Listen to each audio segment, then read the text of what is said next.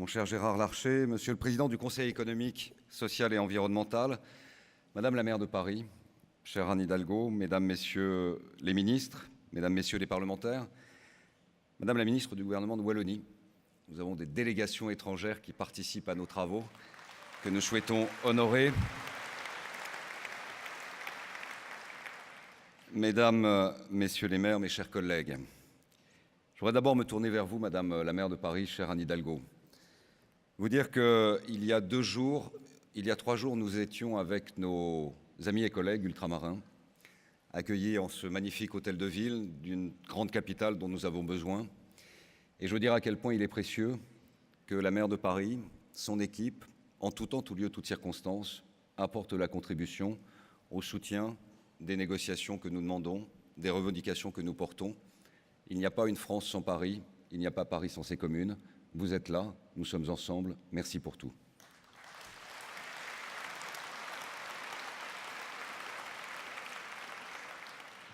Je voudrais, Monsieur le Président du Sénat, par un tropisme bien naturel de la salle, on s'adresse à l'assistance assise et puis le Président du Sénat est dans le dos, alors je me retourne d'un mouvement le moins inélégant possible, pour lui dire à quel point la constance de la permanence de son engagement pour nos travaux, la constance et la permanence de son engagement dans nos commissions, la constance et la permanence de son engagement dans nos départements. Qui n'a pas vu Gérard Larcher cette année dans son département et quasiment dans sa commune? Qui ne mesure pas à quel point sa passion pour nos communes, car il est l'un des nôtres, anime chevillé au corps sa responsabilité élevée en sa qualité de président du Sénat. Je veux dire au Sénat combien son soutien nous est précieux. Je veux dire à quel point l'engagement personnel et particulier du président Larcher est indispensable. Je veux dire à quel point la délégation aux collectivités territoriales de la Haute Assemblée accompagne nos réflexions. Et je veux dire à quel point c'est toujours une joie, un plaisir, en responsabilité, en amitié, cher Gérard Larcher, de se retrouver ici pour conclure les travaux du Congrès des maires de France.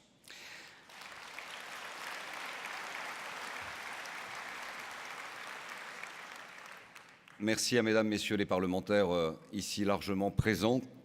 Et je veux saluer la présence de Dominique Bussereau, président de l'Assemblée des départements de France, qui a, aux côtés d'Hervé Morin, président des régions de France, et de moi-même, il y a quelques semaines, à Marseille, lancé l'appel pour une relance de la décentralisation.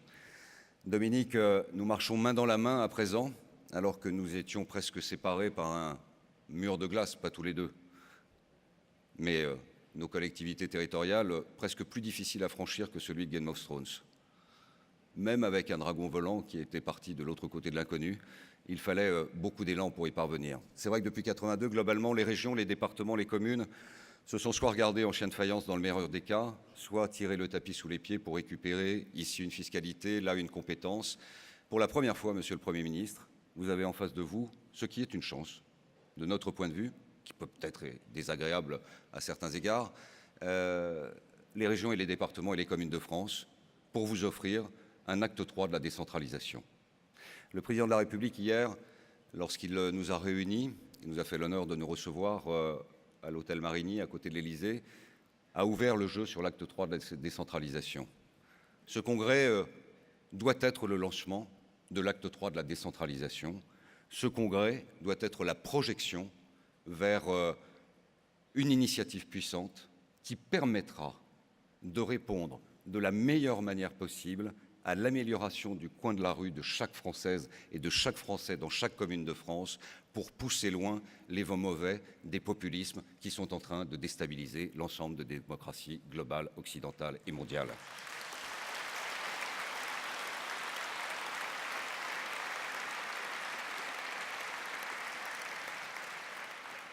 Nous vous tendons la main, le président a offert la sienne. Je souhaite que nous puissions marcher ensemble dans l'année qui vient pour avancer sur ce chemin. En ce début de séance solennelle, je voudrais que nous ayons une pensée toute particulière pour nos compatriotes de métropole et d'outre-mer qui ont affronté cette année des épreuves exceptionnelles liées notamment aux attentats terroristes, aux événements climatiques majeurs. Je voudrais que nous rendions hommage au dévouement de tous les maires, au rôle irremplaçable des communes de France dans ces circonstances, en évoquant à l'instar d'Anne Hidalgo, symboliquement devant vous l'année tragique qu'a traversée une commune, la commune de Trèbes, dans l'Aude, frappée d'abord par une attaque terroriste du 23 mars dernier, dans lequel 3 personnes avaient trouvé la mort, dont le lieutenant-colonel Arnaud Beltrame. Nombreuses sont les communes de France, Monsieur le Premier ministre, qui ont donné leur nom à une place, à une rue, à une avenue, à ce héros français, au courage exemplaire. C'était cette année, c'était si loin. On ne doit pas oublier, l'oubli pousse trop vite sur les mémoires et sur les consciences. Je veux dire que la commune de Trèbes, quelques semaines plus tard, a été touchée gravement par des inondations qui ont provoqué la mort de 14 personnes. Voilà un maire, une équipe municipale confrontée à un désarroi immense, à des désastres personnels et à une cicatrice qui s'inscrira gagée sur l'éternité dans les mémoires des générations qui se suivront dans cette commune. Voilà aussi le quotidien des maires de France. Voilà aussi les raisons pour lesquelles je souhaitais que le Congrès des maires de France puisse saluer notre collègue Éric Ménassi, son équipe municipale, pour le dévouement exemplaire qui est le sien et qui traduit la hauteur de la dignité, de la fonction, de ce qu'est un maire. Et qu'à travers lui soient touchées aussi et honorées toutes les équipes municipales de notre pays qui font preuve d'un engagement total au service de leurs concitoyens, aux côtés de tous les services de secours, aux côtés de tout le réseau associatif, aux côtés de la solidarité, aux côtés de l'esprit d'intérêt général, aux côtés tout simplement de l'honneur d'une République qui, malgré les événements, se tient debout, aux côtés de l'État, pour regarder droit devant et regarder un avenir plus radieux que cette année 2018.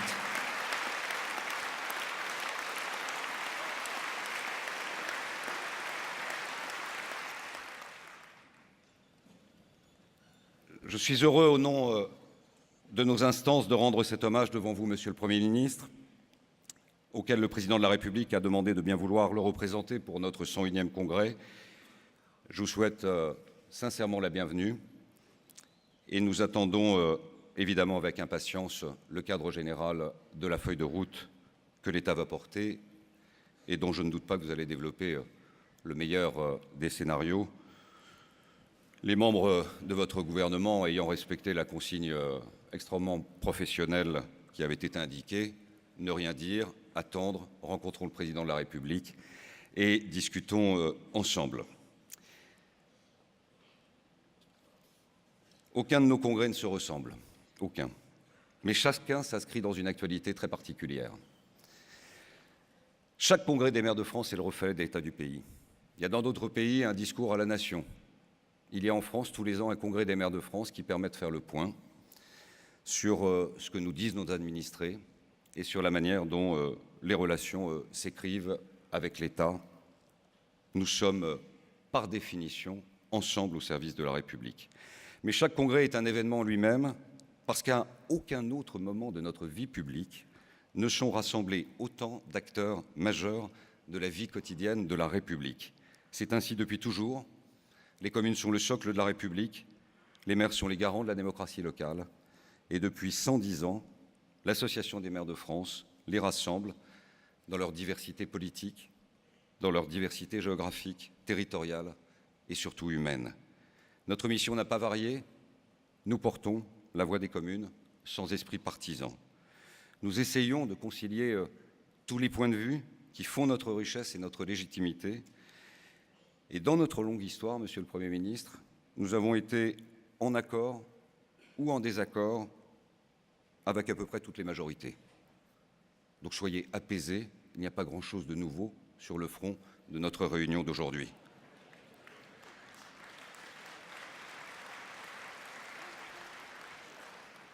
Je l'ai dit l'an dernier, il ne faut jamais négliger l'histoire et toujours se poser sur quelque sujet qu'il soit la question de savoir d'où ça vient et pourquoi. Pourquoi il y a eu un congrès des maires de France et d'où est-il venu? Il est venu de la suppression d'une taxe par l'État, qui était l'octroi des communes pour financer les caisses des communes.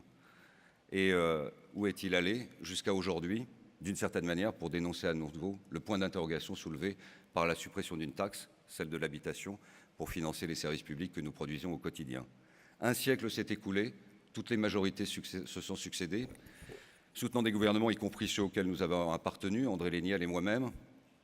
Et nous avons tous en mémoire le cadre général de la tension qui pouvait exister. Avoir des désaccords, ce n'est pas très grave. Les avoir sur des sujets de fond, ça fait partie du débat politique. Les avoir en revanche sur des préoccupations de forme, il faut tourner cette page-là. Vous voyez, en dessous de ce pupitre et juste derrière moi, il y a un hashtag. Ce hashtag, c'est Ma commune, j'y tiens. Il y a un mois, Monsieur le Premier ministre, dans l'anonymat des réseaux sociaux, a été lancé un autre hashtag. Balance ton maire. Balance ton maire. Hashtag mondial référencé pour dénoncer les hommes comme étant des délits, des crimes, des violences contre des femmes.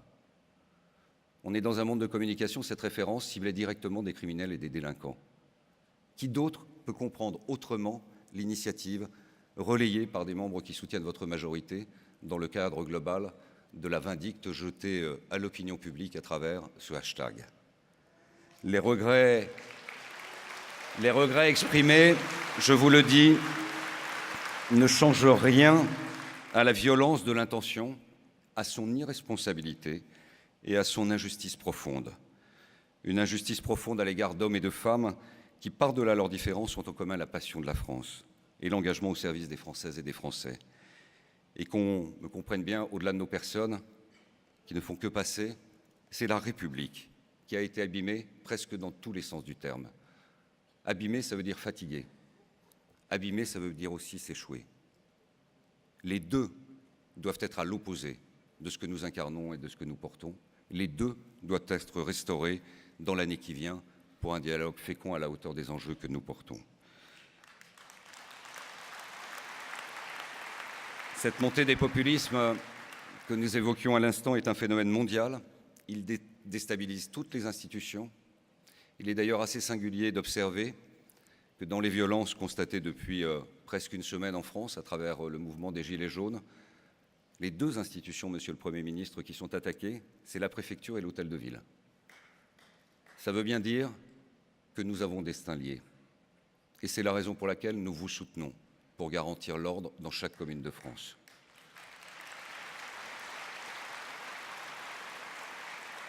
Mais comment prétendre combattre ces populismes et verser à corps perdu dans ces actions qui leur donnent de la force ? 5 jours après le début de cette campagne contre nous, le remaniement ministériel était placé sous le signe d'un nouveau dialogue avec les collectivités locales. Nous en prenons acte positivement. Mais la question des personnes, au fond, importe moins que la politique qui va être conduite dans les semaines et dans les mois qui viennent. Si cette nouvelle équipe chargée du dialogue avec nous n'a pour l'instant aucun mandat pour négocier sur des sujets importants d'ordre financier ou institutionnel, par exemple, les échanges n'iront pas très loin, c'est normal, ça a été le cas avec tous les gouvernements qui n'avaient pas une feuille de route claire. Nous y avons tous pris notre part. Pour réussir le dialogue, il est nécessaire de tirer les conséquences de l'échec de la Conférence nationale des territoires. En fait, cette CNT, elle a échoué parce qu'elle n'a été ni une instance de concertation, ni une instance de négociation. Il n'y a pas eu de concertation lorsque le président de la République nous a annoncé le jour même de l'ouverture et de l'intronisation de cette CNT le passage de l'effort financier demandé aux collectivités de 10 à 13 milliards. Il n'y a pas eu de concertation lorsque la décision de réduire brutalement le nombre des emplois aidés a été prise. Il n'y a pas eu de concertation lorsque les agences de l'eau et les organismes de logement social ont été privés d'une partie de leurs ressources. Il n'y a pas eu de vraie concertation sur le plan pauvreté, dont la mise en œuvre va pourtant reposer en grande partie sur les collectivités et singulièrement sur les communes. Il n'y a pas eu de concertation sur la décision d'abandonner les propositions de Jean-Louis Borloo, sur lesquelles nous avions tous travaillé. Je veux d'ailleurs rendre hommage à tous les élus, tous les acteurs de terrain et toutes les associations qui ont consacré beaucoup de temps à ce travail pour un rapport qui finit encore une fois dans un tiroir. Et sur la Conférence nationale des territoires, vous le savez, Monsieur le Premier ministre, nous en avons discuté, les signaux d'alerte ont été nombreux et nous n'avons pas été les seuls à les envoyer. Les régions avaient été les premières à quitter, puis réintégrer la table. Nous étions venus à Cahors, en observateur. Et finalement, cher Dominique Bussereau, ce sont les départements qui ont tiré la nappe. Mais ils ne l'ont pas tiré pour changer le couvert. Ils l'ont tiré parce que la discussion avec l'État sur une politique fondamentale qui vise à apporter le cadre général de l'accompagnement financier sur la problématique douloureuse et humaine des mineurs isolés, concerne tout le monde. Lorsque les départements ont des tensions avec l'État sur cette politique d'accompagnement des mineurs isolés dont la mission est une mission de nature régalienne. C'est à l'État qu'il appartient de négocier et de définir dans le cadre européen le nombre de mineurs isolés dans un flot qui est important. Mais c'est aux départements et aux conseils départementaux de financer ces politiques telles que la décentralisation l'a proposé. Plus d'1,3 milliard ne sont pas payés par l'État à l'égard des départements. On peut comprendre la difficulté des discussions dans un contexte budgétaire difficile. Mais d'abord, pourquoi ne sommes-nous pas associés? Alors que derrière, qui inscrit les jeunes dans les écoles? C'est nous, les maires. Qui débloque les aides d'urgence dans les centres municipaux d'action sociale pour les accompagner dans des politiques de précarité difficiles au quotidien? Qui essaye de trouver des places dans les centres d'hébergement? Qui essaye de négocier avec les bailleurs sociaux pour trouver des places pour les familles qui les rejoignent? Ce sont les maires. Nous avons partie liée, nous avons destin lié. Et donc, lorsque les départements, à juste titre, ont manifesté dans un premier temps un étonnement et dans un deuxième mouvement un sentiment, au fond, d'absence d'écoute, lorsque les départements nous ont demandé la solidarité, nous avons dit oui tout de suite. Parce que la cause est juste, parce que nous travaillons main dans la main sur les politiques sociales de proximité et avoir une lecture statistique ou budgétaire des politiques sur le qui fait quoi, où les régions ne s'occuperaient que de l'aménagement du territoire et les départements que des politiques sociales et nous que des services publics de proximité, c'est ne rien comprendre à l'organisation des territoires. Nous travaillons tous ensemble, et sur l'aménagement du territoire, et sur le développement économique, et sur la politique de développement d'enseignement supérieur, et sur le cadre des politiques sociales de proximité, et sur la politique de logement, et sur la politique d'accompagnement du tissu associatif, et pour le développement du sport, et pour le développement de la culture. Nous sommes en partie les co-responsables, les acteurs, et même les acteurs majeurs du fonctionnement public du pays. Et c'est bien la raison pour laquelle il nous fallait prendre la décision d'être solidaires aux côtés des départements, et les régions l'ont fait de même, pour vous adresser un message fort et puissant de l'impasse dans laquelle nous allions rentrer. Il manquait aussi à la Conférence nationale des territoires peut-être une envie de négocier, ou peut-être qu'elle a été mal formatée, c'est-à-dire de trouver des solutions qui aient vocation à être portées par tous les acteurs de la démocratie locale en même temps que l'État. Les maires que vous avez en face de vous n'ont aucune envie d'être en face à face. Ils ont tous les jours envie d'être côte à côte avec le préfet, avec les services de l'État, pour réussir au quotidien, lutter justement contre la désespérance sociale. Nous en sommes comptables et nous sommes conscients de nos désaccords. Et lorsque nous avons constaté nos désaccords, l'État a mis en œuvre, en fait, ce qu'il avait décidé seul. Et il s'étonnait que nous contestions ces décisions. Alors, je ne sais pas si vous connaissez la formule, elle est très simple. Cet animal est méchant. Quand on lui donne un coup de pied, quand on l'attaque, il se défend. C'est quand même une curieuse façon de concevoir la vie. Lorsque nous avons des désaccords et que nous le disons, eh bien, ce n'est pas une réaction violente ou une agression insupportable à l'écart d'un État tout-puissant. C'est tout simplement le sentiment, non seulement de ne pas avoir été écouté, mais d'avoir été abandonné juste avant l'été, sur le pas de la route, sans pouvoir avoir son mot à dire dans cette situation. Alors, lorsque l'État fait le choix d'un parcours solitaire, nous proposons de travailler à des solutions désormais partagées. Ça veut dire que chacun doit faire un pas vers l'autre. Et toute la relation entre nous est à reconsidérer sous l'angle de la confiance, qui ne peut se décréter, qui ne peut que se féconder au jour le jour, mais d'une confiance réciproque. Si la concertation est conduite comme une obligation, comme une case à cocher, sans réelle intention pour le gouvernement d'enrichir ses projets de ce qui lui est dit, alors c'est certain, rien ne pourra progresser. Et nous sommes respectueux des pouvoirs publics dont nous n'avons jamais contesté la légitimité. Mais nous avons aussi le droit d'avoir une opinion et de la mettre dans le débat démocratique, sans pour autant être soupçonnés de chercher à nuire à l'action de la majorité. Ce n'est pas notre sujet. Et on ne souhaite que la réussite de notre pays. Que les choses soient très claires, nous n'avons jamais hésité, au nom de l'AMF, à nous opposer à nos propres familles politiques lorsque cela nous paraissait justifié. Ce qui nous intéresse, c'est le fond des dossiers et pas l'écume des polémiques. Parce que nous sommes des élus responsables et passionnés par notre mandat. Parce que nous avons des équipes compétentes et qui travaillent depuis toujours avec l'ensemble de vos ministères. Et parce que notre seule ambition est de bien servir les communes dont nous avons la faiblesse de penser et probablement aussi la force d'y croire qu'elles sont utiles à la République. Nous savons, et nous l'avons prouvé par le passé, travailler positivement et soutenir sans a priori des mesures. Lorsque, par exemple, le ministre de l'Intérieur signe la semaine dernière une circulaire au préfet améliorant ce qui est important et ce que nous avions demandé, l'information des maires sur les risques de radicalisation sur nos territoires, dans l'évolution de la menace terroriste dans chaque commune de France. La menace terroriste, elle n'est pas qu'à Paris ou dans les grandes métropoles. Elle peut être vécue ou traversée dans chaque commune. Eh bien, lorsqu'il y a cette amélioration, nous faisons connaître notre satisfaction, nous l'avons dit. Nous l'avons dit d'autant plus volontiers que nous avons été associés de longue date à l'élaboration du texte qui a été produit. Lorsque les ministres de l'Éducation nationale, de la Justice ou de l'Intérieur nous associent aux mesures destinées à sécuriser les écoles, nous apportons notre contribution avec sérieux et nous sommes sur un bon chemin. Lorsque les ministres de la Santé et de l'Égalité partent sur une direction au départ qui ne nous semble pas la bonne, nous en avons discuté, l'affectation des places de crèche dans les communes. Le postulat était d'imaginer un véhicule législatif considérant qu'il y avait trop de brouillard dans la gestion de ces places de crèche, nourrissant par là même un peu plus la suspicion à l'égard des élus sur une forme de clientélisme à travers l'affectation de ces places de crèche. Qu'avons-nous fait? Nous avons alerté les ministres. Je suis allé moi-même voir Mme Buzyn et Mme Schiappa. Elles ont écouté, on a mis en place un groupe de travail, on a défini un vade-mecum, un guide de bonne pratique à la disposition de toutes les communes, mis à la disposition de l'opinion publique pour bien montrer la sincérité du cadre réglementaire de l'affectation de places d'un service public dont je rappelle qu'il est facultatif.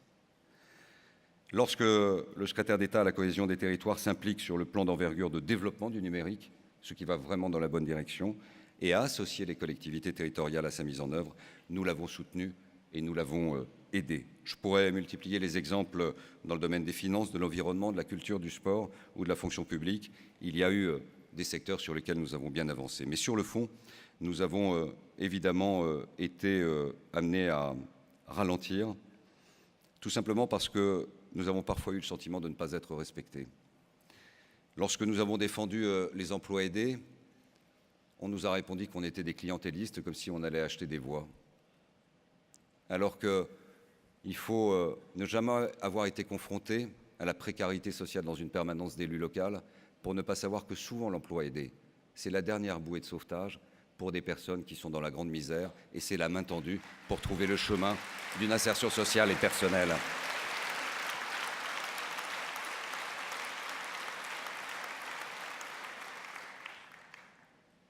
Lorsque la mesure APL a été mise en œuvre, de notre point de vue, une mesure strictement budgétaire, nous n'avons pas été associés suffisamment à l'accompagnement du cadre général des conséquences pour les offices publics de l'habitat. Les conséquences, elles sont là, elles sont déjà chiffrées, nous le savons. Plusieurs dizaines de milliers de logements ne seront pas produits en 2018 comme c'était prévu. Et ce qui est annoncé après 2020 est beaucoup plus préoccupant encore, puisque l'investissement dans la réhabilitation de ces quartiers est aujourd'hui en cale sèche. La politique de l'ANRU ne permet pas, sur le plan de la dotation budgétaire, d'accompagner le développement de ces quartiers. Le rapport Borloo a été enterré, nous l'avons vu, et donc la politique de la ville est aujourd'hui un gros point d'interrogation. La production de logements sociaux est plus qu'incertaine et entraîne par là même la raréfaction de la production de logements privés. Il va falloir là aussi réfléchir, me semble-t-il, à une discussion plus ouverte sur comment on relance le logement en France. Mais dans le même temps, en parallèle, on lance un plan pauvreté. 60% des APL sont au niveau des minima sociaux et de précarité. Ça veut dire qu'en ayant baissé l'APL, on pense réduire la pauvreté dans un cadre d'un plan global. Je pense que là aussi, il faut en discuter. Et je pense que là aussi, nous devons en reparler en profondeur. Tout cela, nous l'avons dit hier soir à l'invitation du Président de la République, en votre présence, en la présence de Madame Gourault, de Monsieur Lecornu, qui sont à vos côtés pour restaurer ce dialogue avec les collectivités territoriales. Et nous l'avons dit de manière puissamment et profondément républicaine, de part et d'autre, puissamment et profondément courtoise. C'est normal, nous respectons l'éducation qui nous a été transmise. Et puis il y a aussi un sentiment de complicité à affronter des difficultés au quotidien que nous avons également en partage. Et nous l'avons dit aussi avec beaucoup de franchise, comme nous le faisons aujourd'hui, car au fond, ces discussions doivent être à livre ouvert. Et ce que nous avons dit au Président de la République, nous le restituons devant vous avec beaucoup de fidélité. L'échange a été utile, naturellement, il n'est pas tout à fait de la même nature, et vous le savez, une invitation a été lancée au Président de la République qui a pris l'engagement de nous faire l'honneur de venir l'année prochaine, et nous nous en félicitons.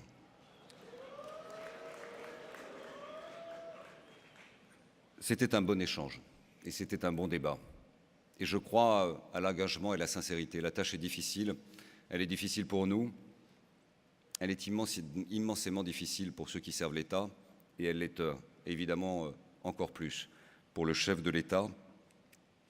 Mais l'écoute sera certainement le meilleur des remèdes et qui ne sera pas un placebo pour permettre justement à l'État, au service public, au pouvoir public, au fond à la République, de s'appuyer sur les maires que nous sommes pour lutter plus efficacement pour ceux qui la contestent.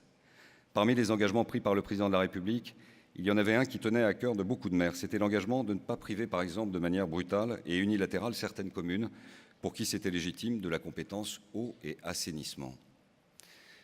Et ce qui a rendu complexe nos discussions sur d'autres sujets, c'est que, par exemple, sur un sujet qui ne fait l'objet, a priori, d'aucune interrogation, qu'est-ce que ça peut faire qu'un maire d'une petite commune ait la possibilité de conserver le cadre général d'ouvrir ou de fermer les robinets d'eau dans chacune des communes? Qu'est-ce que ça peut faire et à qui ça peut ennuyer? En quoi c'est un problème politique? Sauf à vouloir dépouiller les maires totalement et définitivement du cadre général de leur exercice, de leur laisser les chrysanthèmes, mais en général c'est plutôt quand on est avancé au compteur de la vie, et de leur laisser l'état civil, et comme il y a beaucoup moins de mariages et moins de naissances dans les villages, eh bien dans ce cas-là, le sentiment d'abandon et le sentiment d'éloignement est encore plus puissant. L'enquête du Cevipof, que chacun connaît désormais, montre la réalité de ces sentiments douloureux et délicats. Voilà un sujet concret sur lequel on peut rouvrir le jeu. J'ai cru entendre, j'ai cru comprendre que cela pouvait faire partie des discussions que nous pourrions avoir avec les membres de votre gouvernement. Je souhaite que nous puissions ouvrir le jeu sur cette question. L'engagement sur ce point nous a d'autant plus surpris que nous pensions qu'il était ferme, mais les débats au Parlement n'ont pas été soutenus par les membres de votre majorité. Et je dois la vérité de reconnaître, et je dois au regret de le souligner également, que les membres du gouvernement chargés de défendre l'arbitrage présidentiel n'ont pas tout à fait suivi ni l'esprit ni la lettre de ce que nous avions peut-être à tort compris comme le respect du cadre général de l'application de la responsabilité entre les communes et les intercommunalités sur l'eau et l'assainissement. Nous avions eu un deuxième engagement également sur l'Agence des territoires. C'était une idée de l'Association des maires de France. Notre idée, elle était simple. Il fallait créer une ANRU pour nos campagnes, pour notre ruralité. Une ANRU, c'est-à-dire une agence dotée avec de l'argent, sonnant et trébuchant, votée en loi de finances, qui avait fait la preuve de son efficacité. 1 euro pour la ville, 1 euro pour la campagne. C'était une idée assez simple, partagée et compréhensible par tous.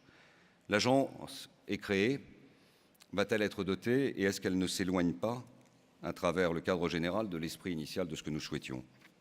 Je pense que ça doit faire partie, là aussi, de nos discussions concrètes, parce que c'est un effet de levier extraordinaire pour concentrer les moyens de l'État afin d'optimiser les services publics dans notre protection globale. Dans la lettre qu'il a adressée aux maires cette semaine, le président de la République a exprimé sa satisfaction d'avoir maintenu le niveau global de la DGF. Il est vrai que la loi de finances gèle la DGF. Mais on ne peut pas ignorer que 16 745 communes, soit près de la moitié, ont connu une diminution de cette dotation, sous l'effet notamment de la baisse de la dotation forfaitaire qui concerne plus de 22 000 communes.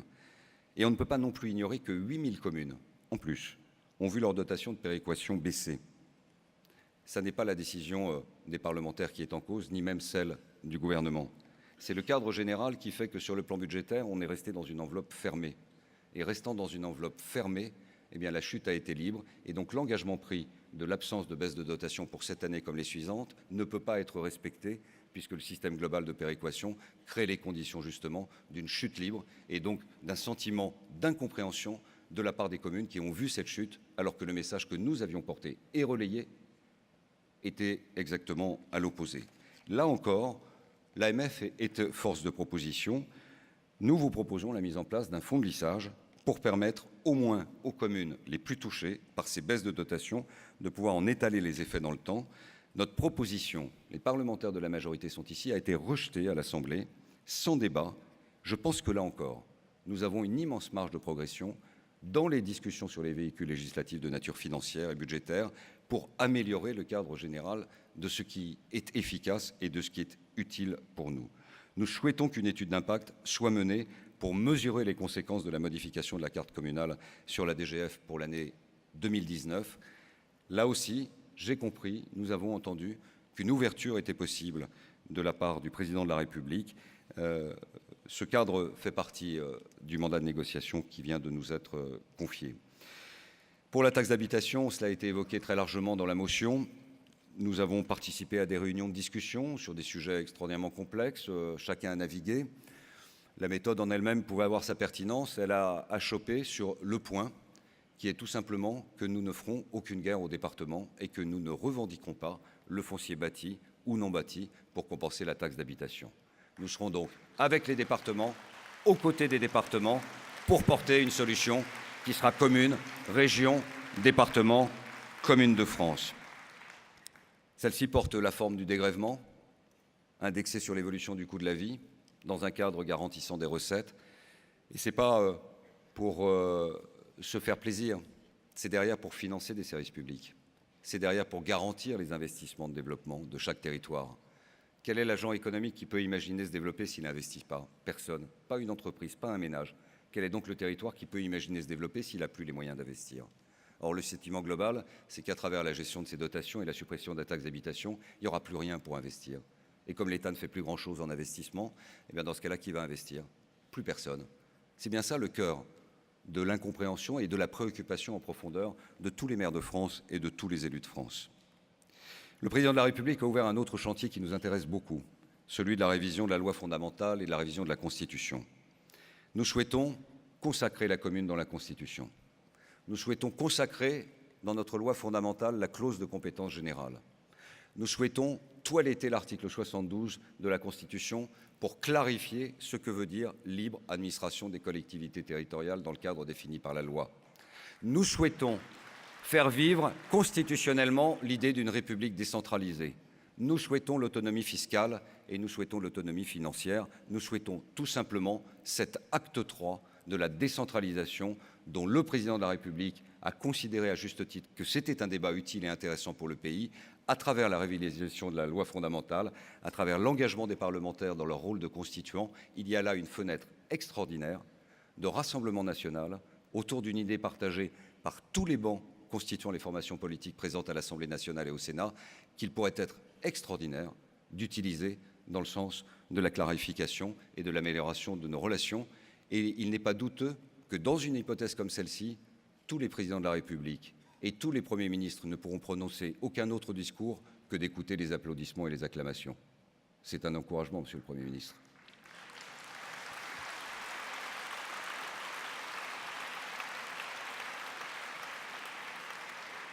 Les autres sujets ont été largement abordés. Le chef de l'État nous a fait part de sa volonté hier de resserrer les liens de travail entre l'État et nous. Nous le souhaitons de tout notre cœur, de toute notre énergie, de toute notre passion de servir, comme nous comprenons également la sienne de servir la France. Nous sommes disponibles pour cela, je crois que vous l'avez compris à présent. Il s'agit d'être associés le plus tôt possible au projet du gouvernement et de partager en toute transparence, selon le vœu du président, les éléments permettant de fonder les décisions. Nous avons noté avec satisfaction son intention d'ouvrir un certain nombre de chantiers, y compris financiers. Nous voulons lui rappeler l'importance d'apporter au premier semestre 2019, mais je crois que nous sommes déjà en phase, des réponses claires sur la manière de compenser la taxe d'habitation. C'est un sujet prioritaire et c'est normal. Nous demandons au président de la République, dans l'esprit de dialogue dont il nous a fait part, de s'y impliquer fortement et personnellement aux côtés du gouvernement que vous dirigez. Nous partageons la volonté du président de la République de mieux associer les élus aux réformes, car nous sommes convaincus que la République doit avancer unie. Nous sommes des acteurs, nous sommes des progressistes par nature. On n'a qu'une idée en tête chaque soir quand on se couche, quand on est maire, de penser à l'amélioration du coin de la rue, du quotidien, du bien-être des administrés. C'est ça un maire. Éric Orsena, plus lettré, mais aussi géographe, plein d'allant, car une énergie sans faiblesse et passionné de nos sujets, ce qui nous honore, le dirait certainement mieux que moi et mieux que nous tous. Mais cette idée de la petite patrie, cette idée de la grande famille, cette idée de la République en petit ou en grand, cette idée de la démocratie de proximité, cette idée de servir, cette idée de penser les plaies, cette idée d'être à l'écoute des plus défavorisés, cette idée de ceux qui, n'ayant presque plus d'espoir pour se tourner vers aucun membre de sa famille, se tournent vers la porte de la mairie et le bureau du maire. C'est ça la réalité de notre quotidien. Et le caractère fécond des échanges avec les maires et toujours une projection vers l'avenir. Et par définition, il n'y a aucun maire dans cette salle, comme en France, qui soit ou qui puisse être considéré comme un corps intermédiaire, conservateur, replié sur lui-même, étant un élément majeur d'une société bloquée. Nous sommes les acteurs de tout le contraire, d'une société à l'écoute, ouverte, qui veut progresser et qui veut progresser à l'unité dans une gestion de plus en plus difficile du cadre général du quotidien qui est imposé aux Français. Alors, mes chers amis, mes chers collègues, Monsieur le Premier ministre, nous voulons croire qu'une nouvelle ère de confiance entre l'État et nous va s'ouvrir. Nous y sommes disposés car c'est la tradition de l'AMF depuis toujours. Les attentes des élus sont fortes. Elles recoupent l'impatience du pays que le président lui-même a évoquée. Nos responsabilités sont immenses et collectives, de l'accès à l'emploi à la réduction des inégalités, du développement économique à la lutte contre le changement climatique. Nous serons des acteurs à vos côtés de cette évolution. Le Congrès s'achève, une page se tourne, nous l'espérons, d'un chapitre qui aura été au cours de cette année écrit à l'encre de l'incompréhension, à l'encre d'une méthode incertaine, à l'encre parfois de mauvaise manière, que nous ne souhaitons pas relire. Pas l'année prochaine, pas les années suivantes, pas relire du tout. Ni vous, sûrement, et je n'en doute pas, ni nous, c'est certain et vous l'avez compris. Le Congrès nous a confié un mandat de négociation. Il est clair, il est précis, nous allons le suivre fidèlement jusqu'à l'année prochaine. Alors, Monsieur le Premier ministre, comme le disait Corneille, ma pièce de théâtre est terminée, il n'y a plus qu'à l'écrire. Monsieur le Premier ministre, les négociations sont terminées. Il n'y a plus qu'à les ouvrir pour que vivent les communes, pour que vive la République et pour que vive la France.